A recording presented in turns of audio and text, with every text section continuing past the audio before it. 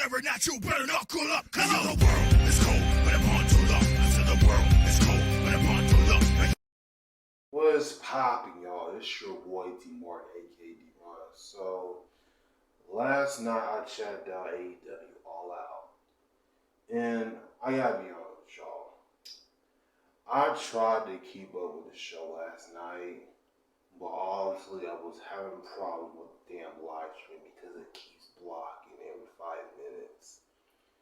So, I keep clicking on every live stream, and several of them is blocking, and several of them was still on. So I try to keep up with the most of the show as much as possible. But the ending, I was finally watching the ending. There was like a couple matches I had to go back and watch, was the Powerhouse Hobbs versus Ricky Starks and the sixth tag team match against Warlow, FTR, and versus Jay Lethal and the Murder City Machine Guns match that I had to go back and watch because I wasn't able to watch them because the live streams keep going on. So here's my thing: AEW needs to be on Peacock so I can literally watch the better way of the show, because every time I watch a live stream on website, it always getting blocked for no reason, because I'm assuming that everybody is watching the show all at once. So I think most people can't watch it because like all people was watching AEW All Out last night. It's probably why, because it was like mostly was getting blocked. So AEW needs to have it on Peacock for real, because I was almost about not watch the show last night, but I finally got the chance to able to watch it though. So I mostly will go in order of the matches from last night, and I will tell you about my thoughts about the show. So let's get started. So the first match of the evening was the Casino ladder match. The winner who will face Jon Moxley. It was Wheeler Yuta, Claudio Castagnoli, Ruth Andrade, Rey Fenix, Penta, Dante Martin, and the Joker. Honestly, this match, there was some cool spots in the match. I was going to take notes on them, but I was like, no. But anyways, there was some cool spots in this match when Penta hit what was it? It was the Canadian driver onto the ladder. Then Rey Fenix hit the frog splash to the table. And almost like when the match is over, there was like guys in black outfits, and I don't know who that person will be. Somebody would just climb up to the ladder, and somebody just came out with a devil's mask on to win it. And all of a sudden, he got that little coin thing to face whoever's the AEW World Champion. So obviously, this was a good match right here. And I feel like that was just kind of weird, the way the person won it. So okay, this was an okay match. I mostly enjoyed it, but whatever. So the next match is the Elite. It's Kenny Omega, Matt Jackson, the Young Bucks versus Adam Page in the Dark Order. I will say that this was an outstanding match. There was a lot of motionless going inside the ring, in and inside out. Like Kenny Omega, like he is literally, after being gone for like a whole year, he looks literally 100% great. I mean, in this match, I wasn't able to see when the last time I will see him. But I did hear something that if he cause one more serious injury, then he's gonna be done with wrestling. If he gets one more serious injury, he's probably gonna retire from wrestling. And I think that's what he mentioned while I was reading a few months back. But the match was good. The match was good. Literally, there was a lot of stuff going on here. I can't even keep count what was going on. Apparently, Kenny Omega was going for the feet trick on Adam Page, and then obviously Matt Jackson was going for the bus shot there, and that's Adam Cole's move, and then all of a sudden the Elite won, and they are the first ever World Trios champions. This match was good, and I'm glad they took the win for this one. I'm excited to see what they're gonna do with these belts, the first ever trios titles. I'm really excited to see where this goes. But I'm glad the Elite won, so hopefully I'm excited what they can do with them. So the next match is Jade Cargill versus Athena for the AEW TBS Championship. This match was alright.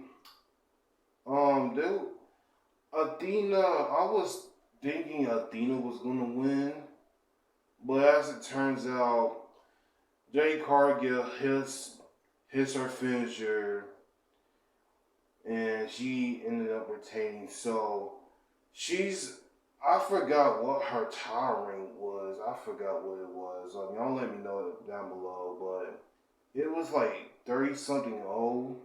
I literally forgot now, but now she's retained her championship, and hopefully she can face someone else. I was disappointed that Athena didn't win. I was thinking that she would have won, but apparently they don't really got that much women, so hopefully they'll find somebody to face Jay at this point. So I want to see where that goes. So the next match is Wardlow FTR facing Jay Lethal in the Murder Machine Guns. This match was alright. It was cool to see Cash Wheeler.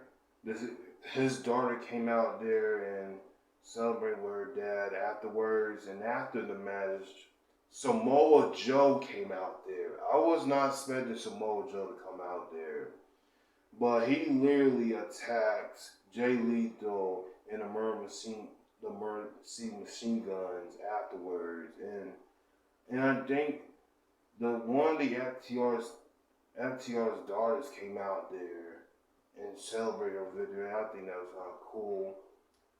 But I'm glad that Wardlow and FTR won. So the next match is Powerhouse Hobbs versus Ricky Starks, which this match was okay. It was okay. I feel like Ricky Starks could have won this, but it didn't really matter because Ricky Starks was literally having a lot of energy for this match against Powerhouse Hobbs. I mean, after he just got inside the ring, he didn't waste no time. He just went in and beat Powerhouse Hobbs, and I think he had all the momentum and the strength that he had to beat him, but apparently during the match, Powerhouse Hobbs hit the spine buster on Ricky, and he pins him, and apparently he wins the match. So I don't know where they're gonna go with this. I'm pretty sure they're gonna probably still keep this storyline going on or not, but to me, I feel like this is not the end. I feel like they are gonna have another match at some point in time. to see where this goes. But this was a good match anyways. So, the next match is Swerve in Our Glory. Keith Lee and Swerve Strickland. I don't know why I say Shane Strickland on there. I don't know. But The Acclaim versus The Acclaim. Let me tell you something. The Acclaim was literally, the crowd was so pop for The Acclaim. I literally thought for a second that the Acclaim was going to win it. But there was a lot of stuff going on in this match. Like, the crowd was in Chicago was going crazy at The Acclaim. And I literally thought they was going to win it. But this was literally a phenomenal match. Like Keith Lee, bro, like chopping and all this stuff, like, and all of a sudden, Anthony Bowens, apparently his left knee gave out on him, and apparently Keith Lee hits the spirit bomb, and Swerve Strickland hit the what was that move? This is a tag team move. I forgot what it's called, but somewhere they ended up beating The Acclaim, and I thought The Acclaim was gonna win. They literally had, and I thought literally the match was so good. And apparently, they ended up getting booed in Chicago. This was literally one of the greatest matches of the night. So, Keith Lee and Swerve Strickland won. So apparently they were like having like a tease of breaking up, but somehow in the match they was like bumping into each other. It feels like it kind of looks like a tease right there, like they about to end the team up. But somehow they ended up still winning the match, which the match was so great. So Keith Lee and Swerve Strickland still retain the AEW World Titles. I wanted to see who else in the tag team division will face them next. Toni Storm. This is for the Fair 4-Way match for the interim Women's World AEW Championship. It's Toni Storm, Hikaru Shida, Britt Baker, and Jamie Hayter. This match was, honestly, Hikaru Shida literally was kind of like out of this match for a little bit, but as she comes back out to the ring, she came back in the ring with 2 kendo sticks, hitting Jamie Hager and Britt Baker. I was thinking that Britt Baker was going to win this, but Toni Storm took the victory for this one, so hopefully, I'm glad that Toni Storm got her moment right there to be the AEW Interim World Champion, and probably around like in November, a Full Gear, when Thunder Rosa would have like a speed recovery to face Toni Storm at Full Gear. I'm probably sure that's gonna happen. But I'm glad that Toni Storm won, and I'm glad she celebrated her victory. I'm glad she deserves it. Like, she really deserves to be the AEW champion or women's champion. So I'm glad that she won. So, Christian versus Jungle Boy. The build-up for this match was good, but before like the match started, after when Jungle Boy's entrance came on, Luchasaurus came out there and attacked Jungle Boy. Apparently Luchasaurus came out and turned on Jungle Boy. He just he literally choke slammed Jungle Boy onto the steel steps. And then Luchasaurus carried Jungle Boy to the ring, and then the referee, Aubrey Edwards, literally was asking him, "Do you want to start this match?" "No, I can end this match right now." And Jungle Boy was like, No, I'm gonna start this match. I don't care if I'm hurt or not." And the referee was like, "Okay, that's on to you.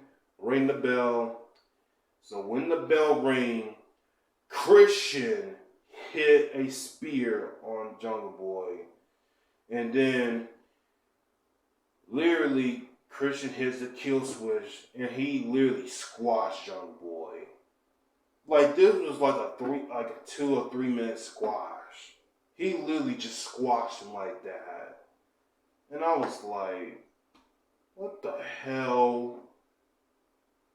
Like, they couldn't literally make did he even have a chance to like get himself up? Like, he just beat him in like 3 minutes. Or not only that, like 2 minutes. And then the match started. But somehow Christian and Cage ended up winning. I was thinking Jungle Boy should have won this. But Luchasaurus came out and just turned on him. So, I don't see this being over. I think they're going to have another match. So, obviously, that's just that. So, the next match is Bryan Danielson versus Chris Jericho, the Lionheart. I will say this match was good. There was a lot of technical wrestling in this. I thought in my mind that Daniel Garcia was going to come out here. And he literally came out there and confront Jungle Boy to not cheat in this match, which he did. But during the match when Chris Jericho, I don't know if Chris Jericho botched the code breaker. It looks like he did. But like there was a lot of reversals, a lot of submission moves from Chris Jericho and Bryan Danielson. So like during the match, like Chris Jericho hit the walls of Jericho, and then Bryan Danielson hit the Bosco knee or whatever it is, and some reason Bryan Danielson, Chris literally pushed Bryan into the referee and he low blow him, and the referee didn't saw it. So Jericho hits the Judas Effect and he wins. Apparently, honestly, Jericho ended up cheating. He ended up being Bryan Danielson by cheating, which after the match, Daniel Garcia literally told Chris to not cheat during this match, which he did. And literally Daniel Garcia is probably, I don't know what's going to go on between there. I feel like he's probably going to join on Bryan Danielson. I don't know what's going to happen there, but I'm kind of interested to see what that goes. So, next match is the House of Black versus Miro versus Sting and Darby Allin. This match was kind of good. Sting literally, it's crazy to me that Sting is 60 some years old and he can still go in the ring. Like, that's literally a miracle right there. That's literally a miracle that he's still wrestling. And honestly, this match was just good. I will say that. And the winners from this match is Miro, Sting, and Darby Allin. This was a good match right here. I will say. Nothing too much to say about it. But in this match, Sting did hit the Black Miss on Malachi Black, and he hits the Scorpion Death Drop, and then Darby Allin hits the Coffin Drop on to Brody Lee, or I think it was Brody Lee that Darby Allin hit the Coffin Drop on. I think it was. But they ended up taking the win here. This was a good match. So the main event for this match is Jon Moxley versus CM Punk for the AEW Championship. Now, there has been a lot of speculative rumors going on the internet that MJF will return at All Out. But I will talk about that in a minute. So this match, I thought this match was going to have a stipulation to it. You know, I don't believe that this match should have happened on Dynamite for before the pay-per-view has started. I feel like they could have still kept this match for All Out. But it appears that CM Punk was fully 100% for this match. I thought he was literally still hurt after what happened. Apparently, it shows in like a video package that it looks like his foot has gave out on him. Which I definitely should have believed that it could be a work injury. Because if it was, then he will never even be on the show. Like, he should never have been on the show if this was a work injury. But as it turned out, like during the match, they showed this promo package of him, like after John Moxley match, his foot just gave out. So obviously, yeah, that's probably much what happens. But during this match, there's not a lot that I can remember from this match, but I remember some stuff. Now, apparently, CM Punk, when the bell rung, he hits the GTS on Moxley, and then hits the GTS on Moxley, and then he kicks out. And then, towards the middle of the match, that John Moxley did the bulldog choke, and CM Punk obviously reversed it, and not only hit the GTS not once but twice to beat John Moxley. 1, 2, 3. CM Punk is the new AEW World Champion, so he ended up getting this title back. But the ending of after the match, apparently they showed this little clip of CM Punk being in Ring of Honor, and after that they show the reveal mask, the Devil's Mask off of who this person was, and they have this little gray scar around. They put this little scar around his neck. I literally know who that was. It was MJF. MJF has returned to All Out. I knew that he was going to return to All Out last night. When you see that scarf wrap around him, yeah, it was MJF. And MJF had he did have some pops, but he literally had some boos.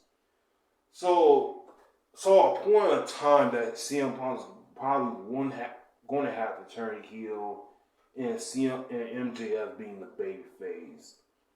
And when MJF comes out there, he literally signaled CM Punk. He did this. I'm coming after that championship. I'm coming after that championship, Punk. And you best believe that. I'm all for it. I'm all for this match. MJF versus CM Punk. Here's my thing. MJF needs to win that championship. Even though what he did to that infamous pot bomb last June, MJF is literally one of the best heels right now in AEW. And he should have literally draw viewers off of this show ever since day one. I don't know why they didn't do him like that. Bring all these ex-WWE guys in. Which, it will be amazed if they will turn the sword to give the title to MJF. Because he mostly deserved that title. I don't think that was a time that he ever won any championship. since AEW first arrived, like went on air, because I don't think he has. But I think this will be the perfect moment to turn MJF babyface, and most likely be AEW champion right there for November at Full Gear. I think that's the best solution that AEW can do right there, is turn MJF heel and win the AEW World Title. That's what I want to see right there. But that is literally it for my review. The moments that I did enjoy was the Keith Lee and Swerve Strickland in the Acclaim match, and then Bryan Danielson and Chris Jericho match, and then the John Moxley and CM Punk match, and especially with the ending of MJF returning. He literally had some boos, but at the same time, he had a little bit of cheers right there. So I'm literally to see what they will do with MJF this Wednesday. So that is it for my review for All Out. That is it for this video. Y'all let me know in the comments what was y'all favorite match of All Out last night. Y'all let me know down in the comments what was your favorite match from All Out. And follow me, all social medias down below. I'll be back with another video, y'all. Peace. This is my moment to shine. This is my time for flight. I've been grinding forever just for this very night. I've been pushing for many moments like this. This time is undervalued and no one ever could.